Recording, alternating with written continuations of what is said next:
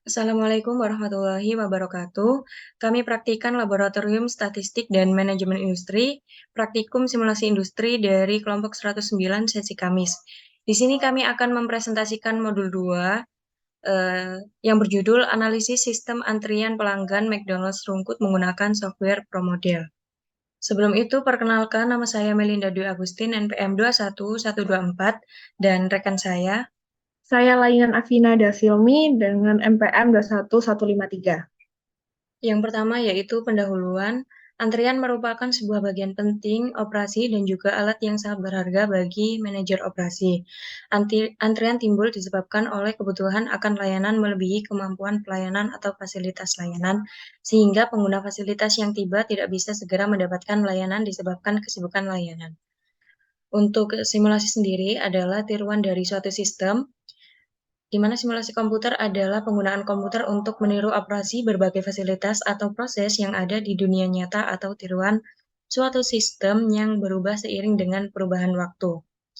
Eh, Model simulasi merupakan alat yang dapat menggambarkan suatu sistem secara kompleks dan memecahkan masalah yang sulit dipecahkan dengan model sistematis. Biasa dikarenakan cukup fleksibel. Simulasi dapat dilakukan dengan perancangan suatu percobaan yang menirukan semirip mungkin kondisi nyatanya, kemudian mengamati perilaku sistem. Di mana software ProModel merupakan salah satu perangkat lunak yang dapat digunakan untuk memodelkan berbagai sistem manufaktur dan jasa. Berdasarkan penjelasan tersebut, maka peneliti tertarik untuk melakukan penelitian dan analisis antrian pelanggan McDonald's Rungkut, yang merupakan perusahaan makanan cepat saji Amerika yang kini banyak franchise-nya di Indonesia. McDonald's mulai dikenal karena makanan yang lezat, pilihan menunya banyak, dan promo. Tempatnya yang nyaman pula. Maka dari itu tidak jarang ditemui gerai McDonald's yang ramai akan pelanggan. Karena banyaknya pelanggan yang datang, sering terjadi penumpukan antrian untuk membeli makanan dan minuman di McDonald's. Maka dari itu, simulasi antrian perlu dilakukan untuk meminimalisasi waktu antri dan memaksimalkan jumlah pelanggan yang dapat dilayani. Penelitian ini menggunakan software model yang diharapkan mendapatkan solusi yang optimal untuk pemecahan masalah yang terjadi. Selanjutnya, metodologi penelitian. Metode pengumpulan data yang dilakukan pada penelitian ini yaitu metode kuantitatif yang selanjutnya diselesaikan menggunakan software ProModel. Untuk data yang kami butuhkan dalam penelitian ini, yang pertama ada data waktu pelanggan datang, data waktu pelanggan memesan di self-service mesin, data waktu pelanggan melakukan pembayaran, menunggu pesanan, mengambil saus, menikmati pesanan, membuang sampah, dan yang terakhir data waktu inspeksi. Dan berikut didapatkan hasil data dengan 9 aktivitas dan 10 replikasi. Selanjutnya yaitu tahap pengolahan data. Yang pertama yaitu kita melakukan studi pustaka dan studi lapangan, dilanjutkan dengan perumusan masalah, penetapan batasan masalah, tujuan penelitian dan manfaat penelitian, pengumpulan data. Setelah itu pengolahan data menggunakan software ProModel, verifikasi dan validasi. Apabila datanya valid, bisa dilanjutkan hasil dan pembahasan, selanjutnya kesimpulan dan saran. Selanjutnya ada hasil dan pembahasan. Yang pertama ada verifikasi dan validasi, yang mana hasil dari running model yang telah dibuat ditunjukkan pada gambar di bawah, terlihat bahwa model bebas dari valid, sehingga model telah memenuhi tahap verifikasi seperti berikut. Yang mana pada gambar 3.1 itu merupakan hasil checking error dari software. Dari verifikasi model didapatkan bahwa perhitungan dari simulasi sudah dikatakan benar, yang mana demikian dapat dilanjutkan dengan tahap validasi model. Yang pertama ada menghitung jumlah replikasi, di mana kita akan menggunakan 10 replikasi, dan didapatkan total waktu rata-ratanya sebesar 26,671 menit, dengan standar deviasi 1,12 dan variansi 1,26. Dengan data tersebut, dapat diketahui bahwa jumlah atau N-nya yaitu 10, N-1-nya 9, Dengan confidence level 95%, maka Z alpha per 2 yang didapatkan dari tabel sebesar 1,96. Setelah kita temukan data tersebut, kita lanjutkan untuk mencari half width. Dengan rumus tersebut, kita dapat menghasilkan nilai 0,8028, yang mana nilai ini sama dengan nilai betanya, yaitu 0,8028. Selanjutnya kita dapat mencari n aksennya dengan memasukkan nilai Z alpha per 2 dikalikan S per beta, sehingga didapatkan nilai 2,7425, yang mana dibulatkan ke atas menjadi 3. Dari hasil perhitungan yang telah dilakukan, diperoleh jumlah minimal replikasi yang dibutuhkan, yaitu sebanyak 3 replikasi, sehingga kita dapat mengambil 3 data pertama dari total pengukuran real system dan 3 data pertama dari hasil output simulasi. Selanjutnya, dengan menggunakan hipotesa yang telah ditetapkan, kita dapat menentukan validasi dengan perhitungan Welch Confidence Interval, yang mana kita dapat lihat di tabel 34 ini perbandingan output real system dengan ProModel. Dari data pada tabel 3.4 ini, kita dapat menentukan DF atau degree of freedom-nya, yaitu sebesar 2,181211, yang dapat kita bulatkan menjadi 2. Maka didapatkan dari tabel distribusi P bahwa TDF alfa per 2-nya yaitu 4,3027. Selanjutnya kita bisa mencari nilai half width-nya dengan mengalikan 4,3027 dengan akar 8,33 per 3 ditambah 0,38 per 3, sehingga hasil yang didapatkan yaitu 7,33. Sehingga untuk confidence intervalnya kita dapat lihatnya yaitu selisih dari X bar min half width kurang dari mu1 min mu2 kurang dari selisih X bar plus half width. Dari hasil perhitungan tersebut didapatkan min 8,535 kurang dari mu1 min mu2 kurang dari 6,128, atau dapat disimpulkan bahwa H0 diterima karena nilai 0 berada di dalam rentang mu1 min mu2, sehingga dapat dikatakan data yang kita gunakan telah valid. Selanjutnya ada output simulasi, yang mana pada gambar pertama, yaitu gambar 3.2, itu merupakan hasil output aktivitas antrian pelanggan McDonald's menggunakan ProModel. Di mana pada data ini kita menggunakan data average time in system, yang mana data itu kita gunakan dalam penelitian. Selanjutnya pada gambar 3.3, itu merupakan model simulasi McDonald's rungkut dengan ProModel.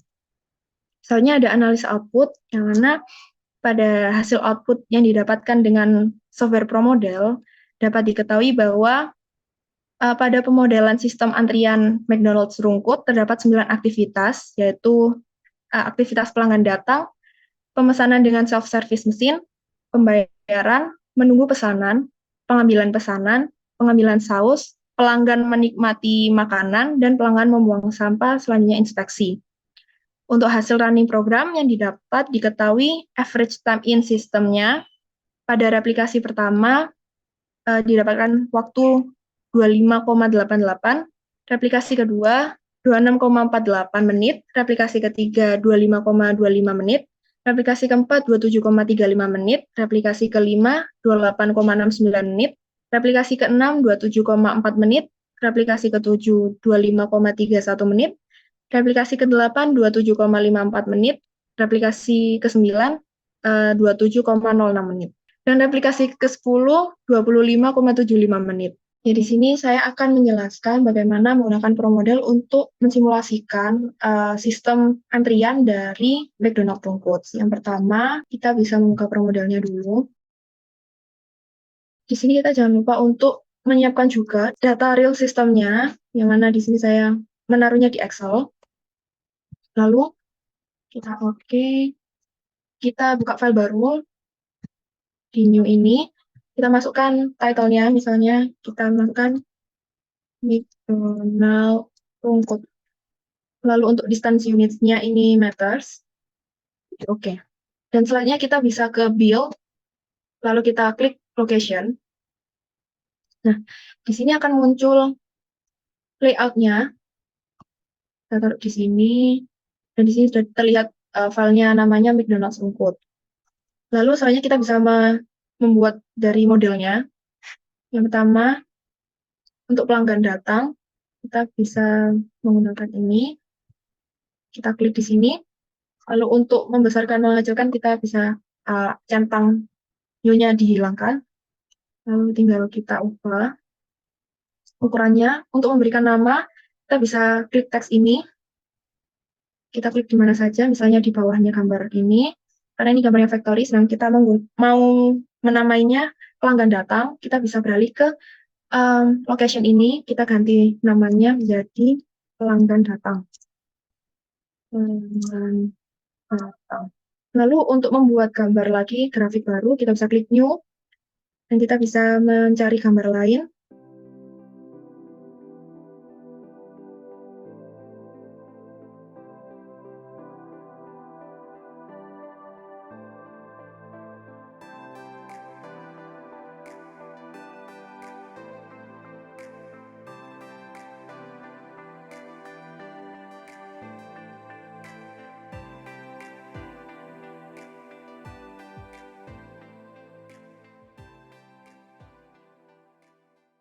Sudah, karena di sini terlihat gambarnya masih berantakan, kita bisa memindah-mindahkannya ya. Jadi mulai dari mungkin kita geser.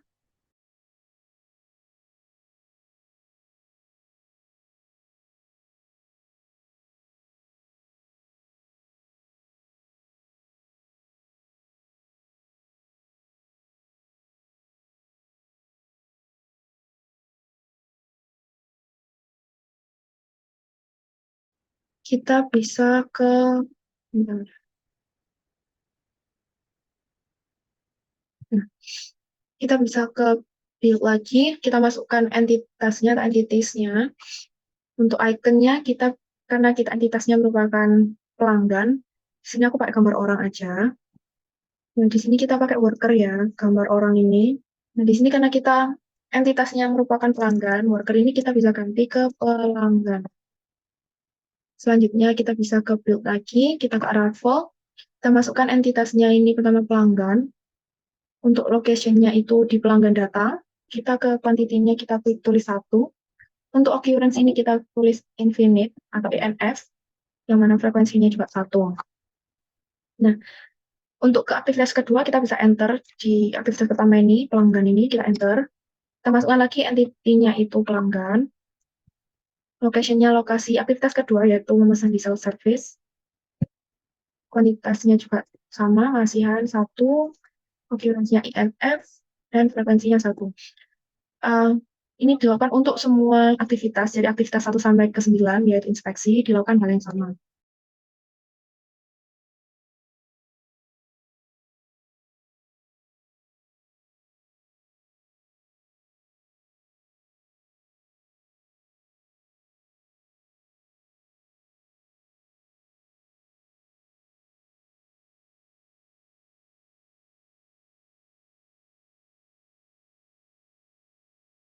Lalu setelah ke 9 aktivitas ini sudah diisikan, kita bisa lanjut ke build lagi, ke processing.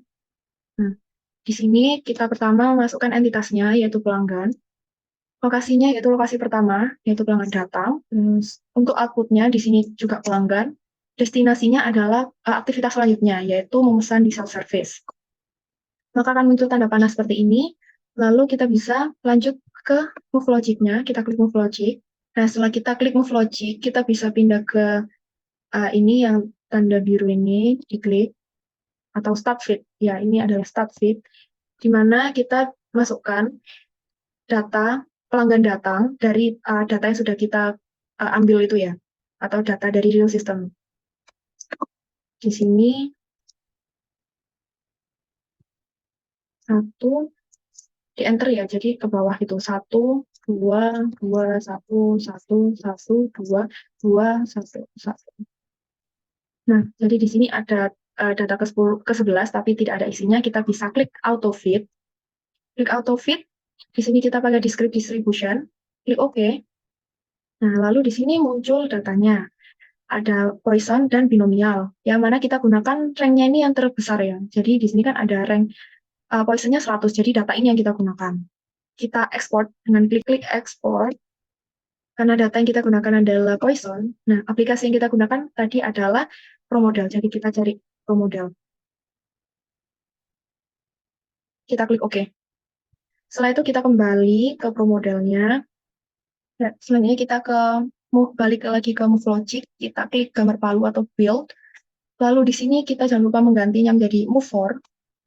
Nah, di sini kita bisa paste aja seperti biasa, Ctrl V, lalu di paste. Nah, setelah itu kita bisa lanjut ke kegiatan selanjutnya, ini di close saja. Kita bisa lanjut ke aktivitas selanjutnya, yaitu pertama aktivitasnya masih pelanggan. Lalu location-nya di sini kita lanjut ke memesan di self-service ini. Untuk output-nya masih pelanggan, destination-nya kita ke aktivitas ketiga selanjutnya, yaitu pembayaran. Masih sama, kita ke MoveLogic, kita ke Start Feed, lalu kita masukkan datanya, yaitu 3, 4, 2, 2, 3, 3, 3, 4, 4, 2. Kita auto fit lagi di script. Nah, di sini muncul bahwa nilai yang terbesar ini ada di binomial. Jadi kita ekspor, kita pilih distribusinya binomial, aplikasinya jangan lupa dipindah ke ProModel.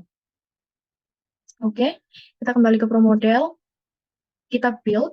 Untuk aktivitas kedua ini tinggal kita Ctrl V lagi, kita paste. Lalu kita bisa lanjut ke aktivitas ketiga, keempat, kelima, hingga terakhir.